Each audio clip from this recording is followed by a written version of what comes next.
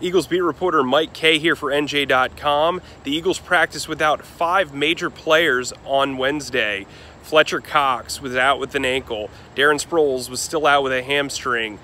Corey Clement was out with a quadricep injury.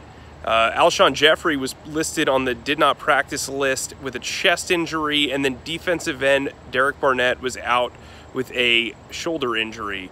Now, those are a lot of really key players heading into Week 5's matchup, the NFC title rematch against the Minnesota Vikings. We'll monitor all of their statuses throughout the week. Obviously, losing Fletcher Cox and Derek Barnett would be very harmful to the defensive line. If Fletcher Cox weren't able to go, they are very limited with what they could do at defensive tackle. Haloti Ngata and Destiny Vaeo have been sharing that role opposite Cox. They also brought up Trayvon Hester on Tuesday. Those would be your 3 options. They'd probably have to make a move as well. Obviously, Cox suffered his ankle injury during the Week 4 loss to the Tennessee Titans.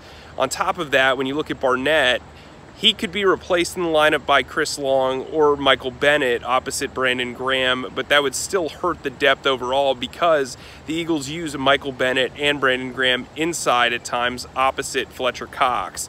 Now, the 2 running backs have been banged up for a while, Corey Clement and Darren Sproles.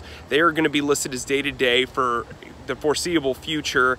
We'll continue to monitor them, as Doug Peterson was very shaky about when these guys would actually return. And then obviously Alshon Jeffery, having the chest injury, he's obviously returned from shoulder surgery and an illness from last week and played very, very well.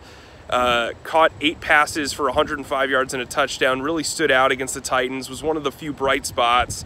He'll be worth monitoring as we go forward. You can catch all of our Eagles coverage on NJ.com in the sports section. We'll see you soon.